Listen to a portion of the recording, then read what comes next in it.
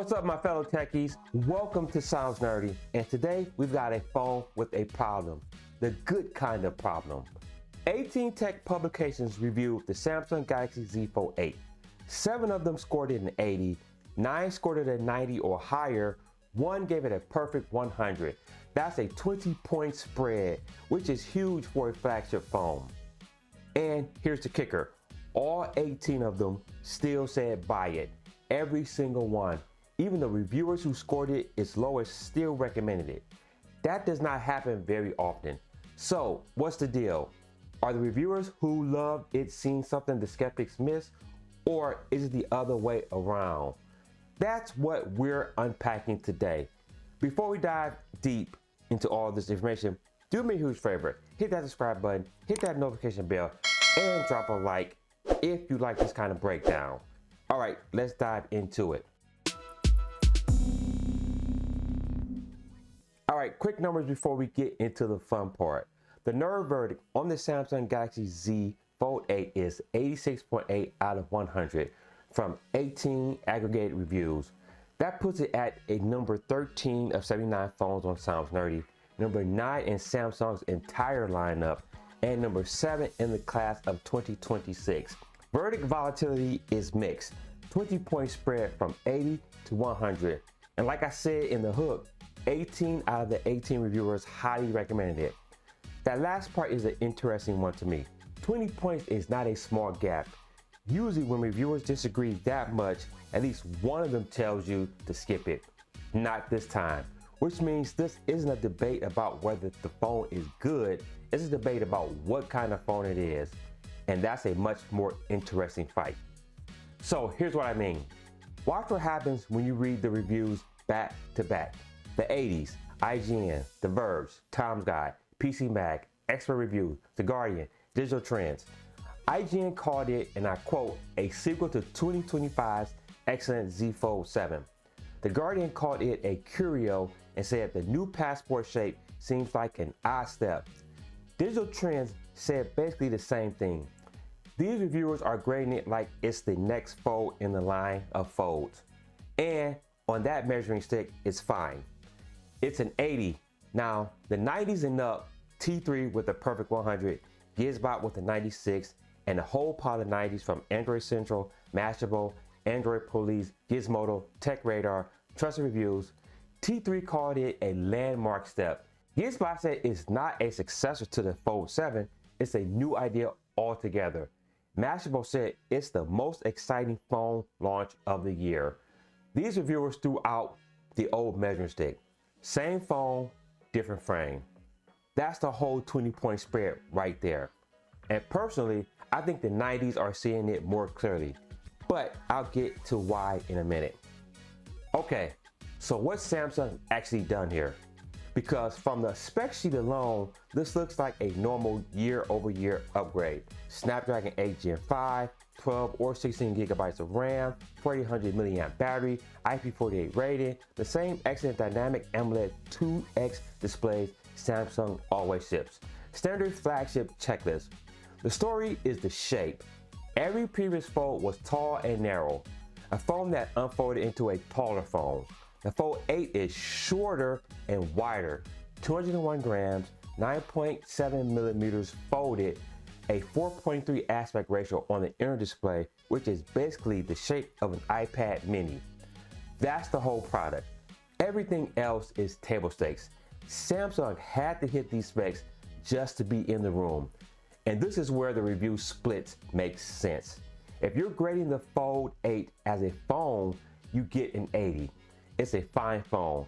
If you're grading it as a small tablet that folds into a phone, you get a 90. It's the best one of those anyone's ever made. You know what I love about this? Digital Trends put it perfectly. They said they slipped it in their jeans and did a double take because it went in like a normal phone. That's the tell. The whole design brief in one sentence. So back to the paradox from the hook. If 7 reviewers think Samsung played it safe, why did all 7 still tell you to buy it? Because the floor is stupid high. Even the reviewers giving it an 80 praise the displays, the build quality, the software, the day-to-day usability. Expert reviews called the new design a delight and still give it an 80. The Guardian was skeptical of the whole passport shape and still said buy it. What the 80s are saying is not this is a bad phone. What they're saying is this isn't the Fold 8 I was hoping for. And honestly, that's more a review of their expectations than a review of the phone in your hand, which is why 18 out of 18 still landed on recommending. All right, so should you actually buy this thing? Let's make it easy. 4 answers. Number 1, you've never owned a foldable and you're curious. This is the one. The wider shape is way easier to live with than any fold that came before. And the 18 out of 18 recommended rate is your safety net. Start here. Number 2, you already own the Fold 7. This is a lateral move. IGN was right about that.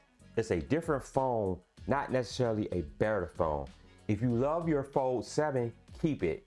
If you specifically want the new wider shape, upgrade. Otherwise, wait for the Fold 9. Number 3, you love the classic tall, narrow fold, and this new shape is not for you. Good news, Samsung split the line this year. The Fold 8 Ultra is the phone you want. It scores 88 on Sounds Nerdy, 1 point or so higher, and it kept the traditional fold shape. The link is in the description. Number 4, foldables just aren't your thing, but you still want a great phone. The Google Pixel 10 is scoring the same at 86 on Sounds Nerdy. It's a normal slab phone and it's about half the price, zero shame in it. Buy that and skip the folding entirely. And a bonus, if you want the highest scored flagship of 2026, regardless of form factor, the Oppo Find X9 Ultra is at 91 and the Vivo X300 Ultra is at a 90, both ahead of the Fold 8. Both are traditional phones. Comes down to what matters more to you, the fold or the score. So here's where we land. The nerd verdict on the Samsung Galaxy Z Fold 8 is 86.8 out of 100 from 18 reviewers. Mixed volatility, 20-point spread, 18 out of 18 recommend, number 13 of 79 phones on Sounds Nerdy, and number 7 in the class of 2026. The one-line version. Samsung made a fold that argues with itself, and the argument is worth having. If the wider shape speaks to you, this is generally the best foldable Samsung has ever built for you. If it doesn't, the Fold 8 Ultra is right there, and it kept the classic fold shape you love. The full breakdown with every single review score, direct link to all 18 sources, and the live consensus evolution chart is at soundsnerdy.com. Link is right down in the description. And if you want every flagship this month ranked by 50 plus reviewers in one free PDF, that's the monthly nerd verdict report, also in the description below. Free. So drop down in the comments, are you team wider and lighter or team give me back my tall fold? Because that's literally the whole debate. Let me know what you think. Hey guys, if you like this type of breakdown and you find it useful, do me a huge favor. Hit that like button and don't forget to hit that subscribe button as well. New nerd verdicts drop every Tuesday and Friday. And until the next video guys, stay nerdy.